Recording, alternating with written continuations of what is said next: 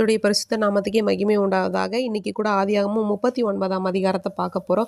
இந்த அதிகாரத்துல வந்து யோசேப்பினுடைய ஒரு வாழ்க்கை வரலாறின் ஒரு பகுதியை வந்து பார்க்கலாம். முதலாவது அத்தியாயம்னே சொல்லலாம்.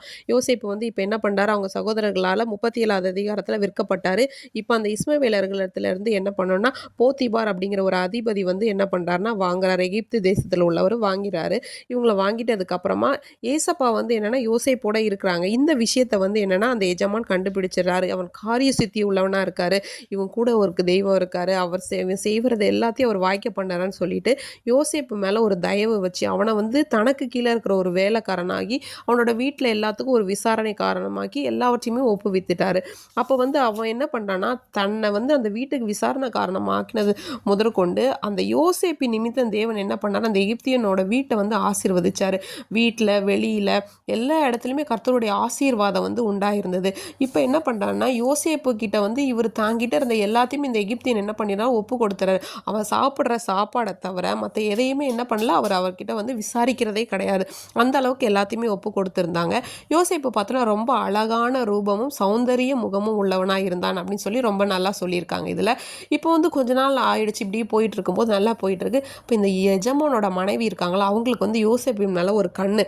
அவங்க என்ன பண்ணுறாங்கன்னா டெய்லி வந்து அவனை போட்டு தொல்லை பண்ணுறது, நீ என் கூட தப்பு பண்ணணும் தப்பு பண்ணணும் அவனை போட்டு ரொம்ப ரொம்ப டார்ச்சர் பண்ணுறாங்க. அப்போ வந்து அவள் வந்து என்ன பண்ணுறான்னா முதல்ல வந்து யோசேப்பு வந்து பேசி புரிய வைக்கிறாரு. இங்கே பாரு, இந்த வீட்டில் வந்து ஒன்றை தவிர வந்து எனக்கு ஒரு பெரிய இதை வந்து ஆண்டவர் விலக்கி வைக்கவில்லை. நீ வந்து கொஞ்சம் இப்படி புரிஞ்சுக்கோ அப்படியெல்லாம் நிறைய பேசி அவங்கள வந்து புரிய வைக்கிறாங்க. இது வந்து தப்பு, ஏசப்பாவுக்கு விரோதமாகவும் என்னோட எஜமானுக்கு விரோதமாக நான் இப்படி பாவம் செய்ய மாட்டேன் அப்படிலாம் சொல்கிறாங்க. ஆனாலும் அவள் என்னன்னா நித்தம் திரும்ப திரும்ப திரும்ப அதை வந்து சொல்லிகிட்டே இருக்காங்க. இப்படி இருக்கும்போது என்னென்னா ஒரு நாள் யோசேப்பு என்ன பண்ணுறாருனா அவங்களோட வீட்டுக்குள்ளே வேலை செய்ய போகும்போது வீட்டுக்குள்ளே யாரும் இல்லை, இவன் என்ன பண்ணுறான்னா அவளோட ட்ரெஸ்ஸை வந்து பிடிச்சிறாங்க. அவங்களோட துணியை பிடிச்ச உடனே யோசேப்பு பயந்துட்டு அந்த ட்ரெஸ்ஸு போனாலும் பரவாயில்ல நிர்மாணமாக என்ன பண்ணுறாருன்னா வெளியே ஓடி போகிறாரு. இவன் என்ன பண்ணிட்டா, இவ பயந்துட்டு இப்போ அவன் மேலே பழிய போட்டுறாங்க யோசேப்பு மேலே. இந்த மாதிரி எபிரேயன் என்கிட்ட வந்து தப்பாக நடக்க முயற்சி பண்ணான்னு அவங்க கணவர் வந்தவுடனே அழுது அவங்க கிட்ட எல்லாம் சொன்னோன்னே அவருக்கு ரொம்ப கோவம் வந்துச்சு. யாருக்கா இருந்தாலும் ரொம்ப கோவம் வரல, இவனை ரொம்ப நம்பினமே இப்படி பண்ணிட்டானே. உடனே அவனை சிறைச்சாலையில் அடைக்க சொல்கிறாங்க. ஆனால் ஏசப்பா என்ன பண்ணுறாங்கன்னா, ஏசப்பா அவன் மேலே கிருபை வச்சதுனால சிறைச்சாலையோட தலைவன் கண்களையும் தயவு கிடைச்சிது.